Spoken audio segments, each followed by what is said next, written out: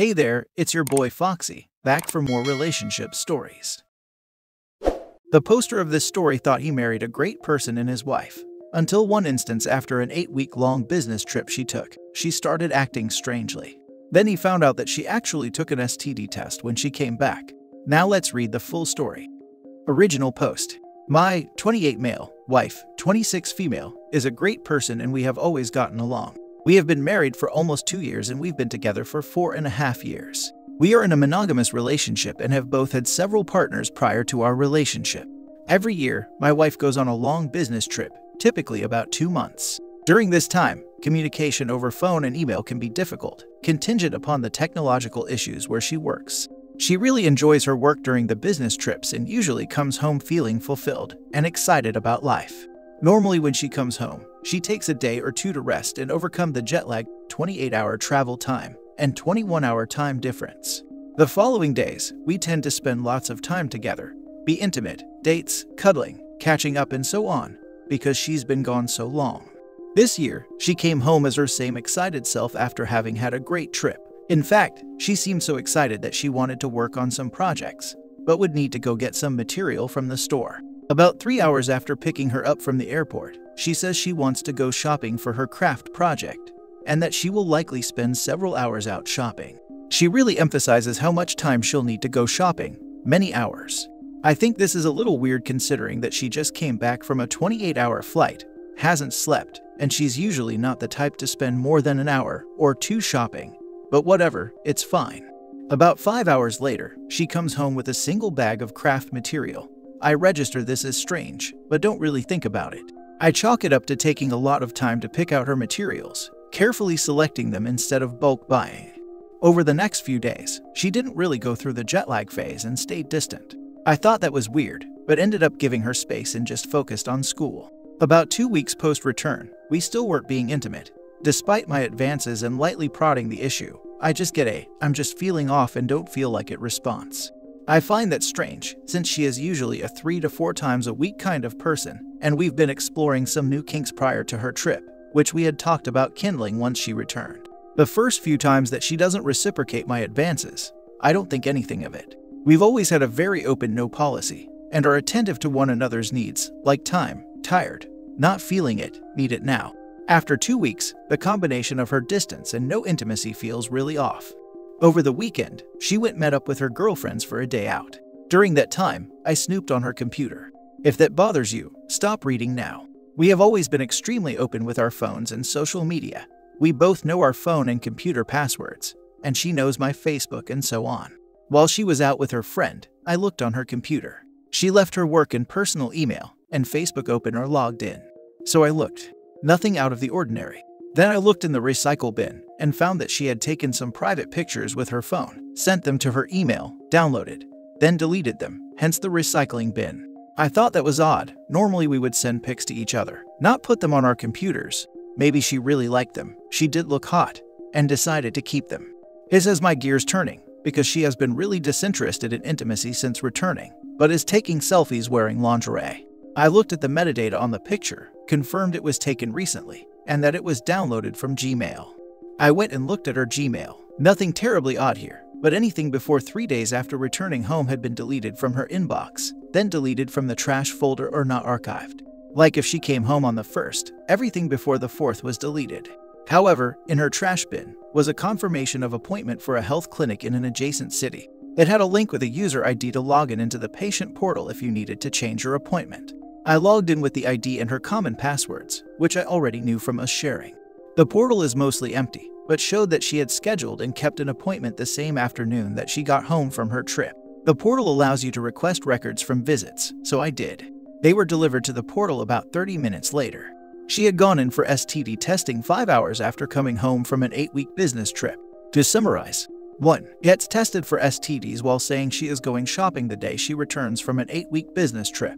2. Concealed the fact that she was tested, didn't leave phone number or address at the clinic, careful to delete emails pertaining to the clinic, made cover excuse to go out.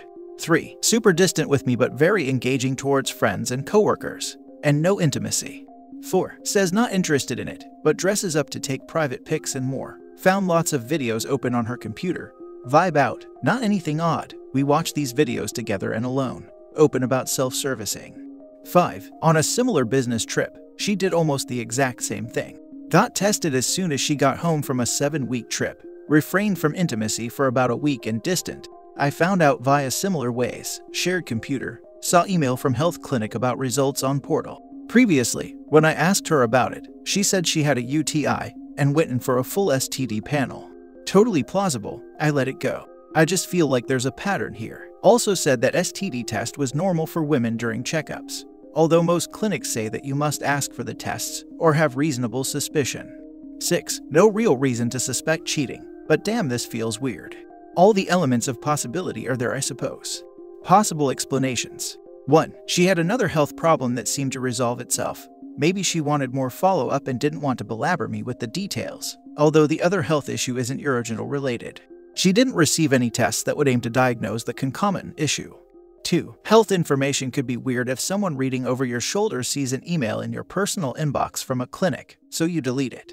I'm not sure this explains why her inbox was cleaned or stuff deleted from the trash. 3. Maybe she feels a little detached from me after being away for so long and needs more time to warm back up. 4. Could have also had another UTI and got STD panel at the request of practitioner.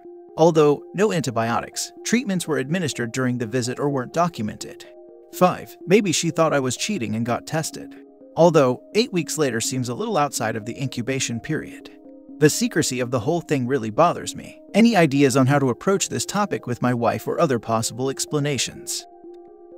Now for the top advice before reading the updates. She's totally cheating. This man is choosing to be blind. It's like somebody is slapping him nonstop with red flags, over and over and over again. Whilst laying bloody and battered on the floor, flag stripes all over his broken body, he keeps murmuring, "She did not cheat on me, no way." I'd print all the proof you need, confront her about it so that she can't lie. She's cheating OP. Yup, STD tests aren't routine during gyno checkups. You have to ask for it specifically, and if her portal only says appointment for STD panel, she isn't doing a routine health screening. Honey, I know about the STD checkup. That's how you approach this situation. Or I would like to talk about your recent doctor's appointment. At this point, there is absolutely no need to jump to conclusions. Don't spend a lot of time hashing over it, just go and speak to her. Do not listen to all these miserable people who will say you're blind, stupid, or foolish. None of that matters. What matters is getting it straight with this woman and getting back to your life.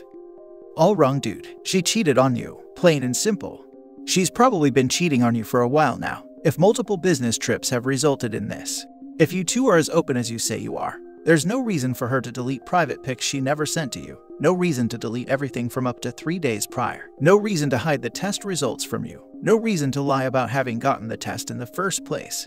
And no reason to be distant. Dude, you've made up explanations that simply don't fit. The simplest explanation is generally the correct one. She's cheating on you. Sure, I know it looks that way, which is why I'm asking for advice and possible alternatives here. I am hesitant to make any accusations without more empirical proof.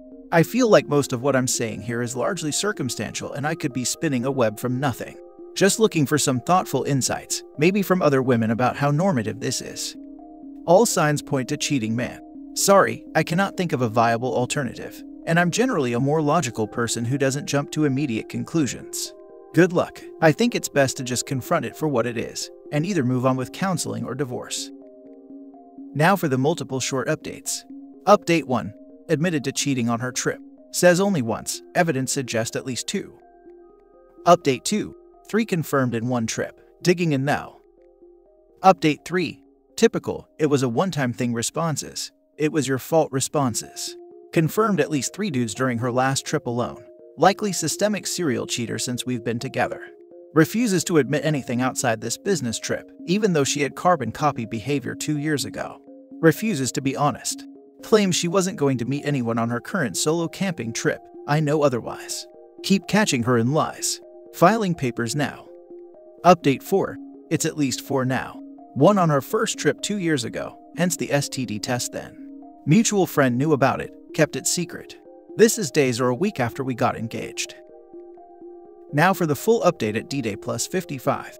Hey folks, I'm at D-Day plus 55 and I wanted to share a little bit more of my story and just talk it out. It gets a bit lonely at night, and that's when my gears start cranking without the noise of the day to keep up distractions. So riding it out and clearing the air is perhaps cathartic. Wife and I have been married for 1.5 years, together for 4.5. We are both graduate students. I'm working towards my MD/PhD in genetics, and she is working towards her PhD in microbiology. No kids, few assets, not much debt.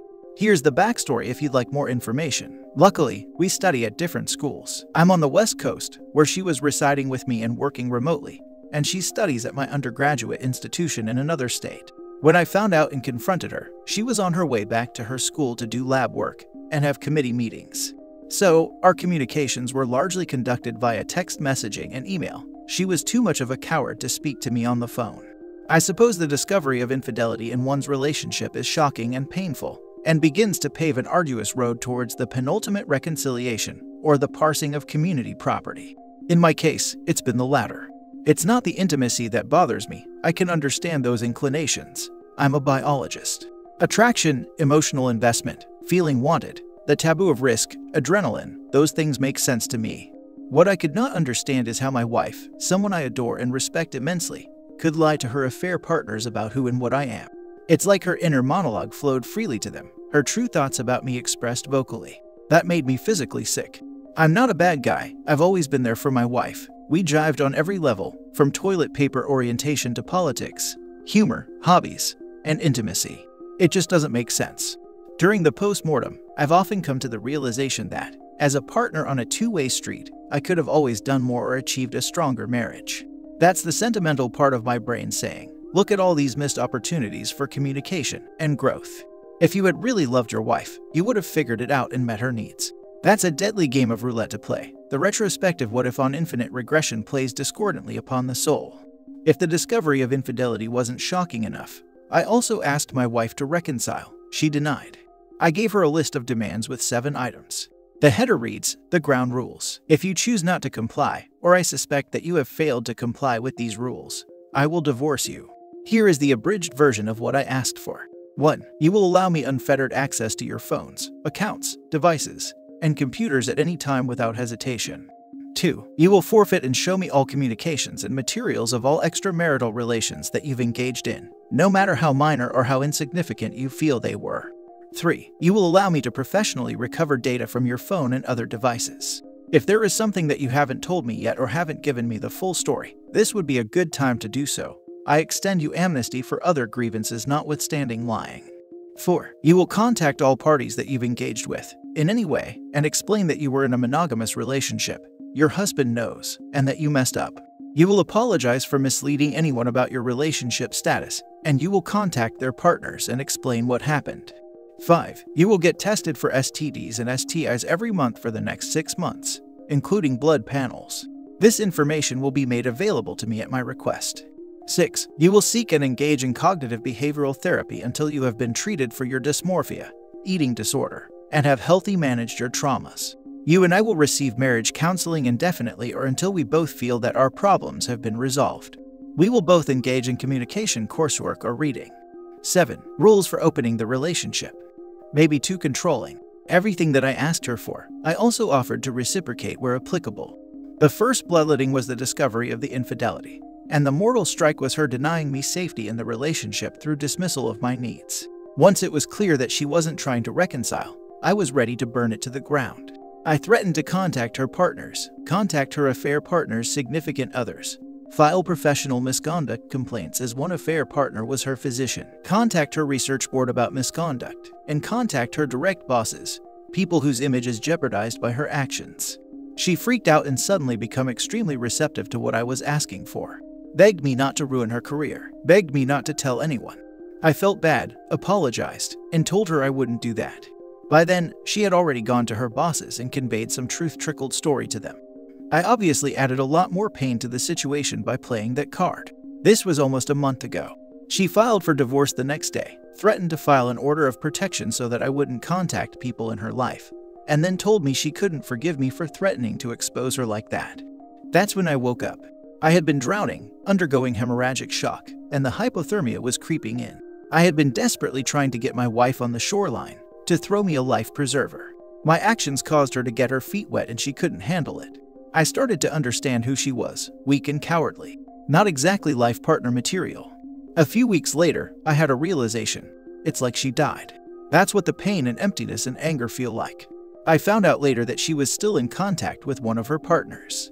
Another punch in the gut. Anyways, that's where I'm at. I applaud you if you made this far. Our divorce is underway and will hopefully be resolved cleanly. For the time being, things here are quiet, empty, and lonely. My schoolwork has suffered, and I'm thinking about taking some time off to process everything. Thanks for listening. One affair partner was her physician. Agree with not going scorched earth, but I would report this guy. It's very unethical and medical board violation for a physician to take advantage of the power dynamic of a physician-patient relationship. Essentially, he's a predator. He'd be doing society and his future patients a favor. Yeah, I've really thought about this one a lot. I have a professional obligation to report him. Like you're suggesting, this probably isn't the first time he has engaged in this kind of behavior. According to my wife, he made her verbally affirm that he was not her doctor. I'm not sure if he signed any medical documentation that would suggest he was involved with her care. However, she acknowledged that he was on her care team, and that he performed sonography to screen for internal bleeding, at one point commenting that my wife had acute uterus. The guy sounds like a scumbag. I'm not sure what third-party reporting would accomplish though. I suspect my wife and he would both deny the encounters. If he's ever filed an insurance claim for treating her, he's her doctor. Given the nature of how her healthcare works during her fieldwork, there is no insurance paperwork. She admitted via text to me that he was on her care team. That's how they met. She also admitted to me that he performed sonography on her. You should still expose her to everyone involved. She might be carrying diseases that she's spreading. You giving people a heads up that their husbands might be bringing home an STD from your wife is the moral thing to do. I've seen the STI or STD results. She is clean. But I see what you mean. There is a potential public health hazard, but that's something that everyone engaging in intimate activity has to bear. I applaud that you've had the restraint to not contact everyone she's seeing. It sounds like she's already moved on. It isn't fair, because it feels like she's won the divorce and relationship already. But she sounds like she's behaving like a single 26 female, instead of a married 26 female for a long time now. The quicker you bring yourself back into the mindset of being a single 28 male instead of a married 28 male, the better off you'll be. She has a head start. It isn't fair. I know, dude. It seems so unfair even reading this. Maybe I'm projecting my own life into your situation, but it killed me how unfair it was that my ex was able to basically walk away and have a bunch of relationships, while I was stuck alone and bitter. I felt ruined. But you bring up some good points. Y'all never had kids, seem to have kept your lives somewhat separate despite being married. In a few years, this one will be the immature woman you married in your 20s. Don't make it the story of the woman you're retaliated against professionally to make her hurt as much as you hurt, because you seem like a decent enough person, and reconciling that with your self-image would be pretty damn hard. But you seem to be thinking about it the right way. Her life seems really sad. You escaped a sinking ship, dude.